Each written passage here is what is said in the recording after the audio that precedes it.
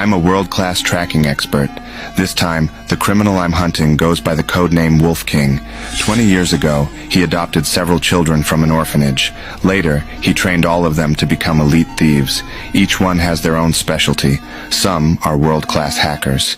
Some can change their appearance in the blink of an eye. Some can even perfectly disguise themselves as a woman when they're actually a man. Wolf King calls the shots from behind the scenes. A few days ago, they stole $2 billion in cryptocurrency and got away clean. But the police don't even know what Wolf King looks like. That night, I suddenly picked up Wolf King's trail. To avoid raising his suspicion, I sent a very plain-looking female officer named Mary to tail him secretly. The goal was to find out exactly where he lived. I sat in my car, watching everything through the surveillance feed. At that moment, Wolf King suddenly turned around. Mary immediately pretended to be looking for something on the ground. When Wolf King spotted Mary, he stopped in his tracks. This guy is extremely cautious. Everyone held their breath in tension. But just as Wolf King was about to leave, Mary whispered something into the hidden earpiece in her ear. I immediately told her to put her hand down, but Wolf King instantly sensed something was off. Just as he was about to walk away again, a cop suddenly moved the surveillance camera. Wolf King caught that anomaly in a split second. I panicked completely.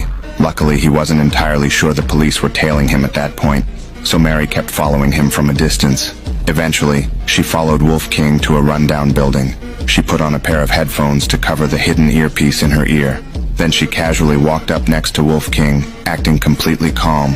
At that moment, I suddenly realized something was wrong, so I immediately pulled up the surveillance footage from earlier. I noticed he had turned around and taken a good look at Mary before leaving.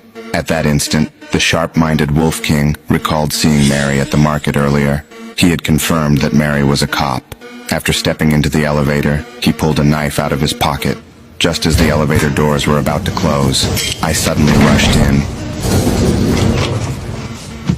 I pretended to take off her headphones while secretly removing the earpiece from her ear. I pretended to be her father. I asked him which floor he lived on, but he said he needed to go back down to the first floor to grab something.